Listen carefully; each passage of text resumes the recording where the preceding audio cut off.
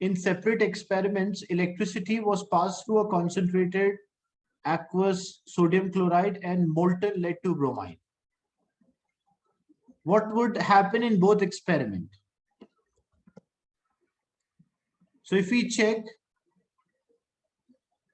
if you are using concentrated aqueous concentrated sodium chloride, because the first statement, the halogen would be formed at anode, means group 7 element is formed at anode. So if you are doing electrolysis of aqueous concentrated sodium chloride, so what are the ions present? We'll have sodium ion, we'll have chloride ion, we have hydrogen ion, and we have hydroxide ion. And when we are using electrolysis, we use graphite or platinum electrodes.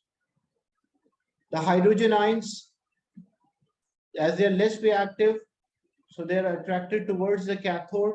So we'll get a hydrogen gas here, as these hydrogen ions gain electrons, turn into hydrogen molecule. So there will be bubbles or hydrogen gas. And it's a concentrated aqueous. So if it's a concentrated, means more Cl ion. For negative ion, we check the amount. The ion which is more in the electrolyte will move, except sulfate, nitrate, and carbonate never move. So this chloride ion is attracted towards the anode. So when chloride ion is attracted towards the anode, one chloride ion will lose one electron, turn into chlorine atom. When two chloride ions are there, they will lose two electrons and form a chlorine gas. So at anode, there will be a chlorine gas or a halogen is there. So first one, halogen will be there, like at anode.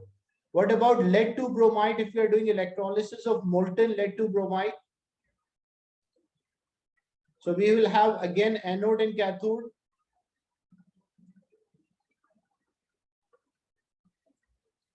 Positive and negative. So there will be lead ions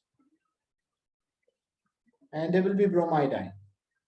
Lead ions are positive ions, so lead ion will move towards the cathode.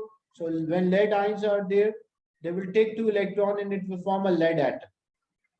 But the negative ion bromide ions are attracted towards anode, because in a molten we don't have any H and OH, it's just a melted substance. So when one bromide ion is there, it will lose one electron, form bromine atom. Two bromide ion loses two electrons, form a bromine gas. So you can see halogen means group 7 element. Fluorine, chlorine, bromine, iodine. These are halogens. So both cases at anode, what we get a halogen. So halogen would form that anode. Why B is not correct? A metal would will formed at cathode. It's wrong, because only in molten the metal is formed, but in aqueous the metal is not formed.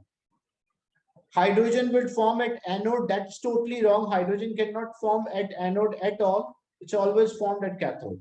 And hydrogen would form at cathode, but not in both reactions, because the question is in both experiment. The first experiment, hydrogen is there, but not in the second experiment.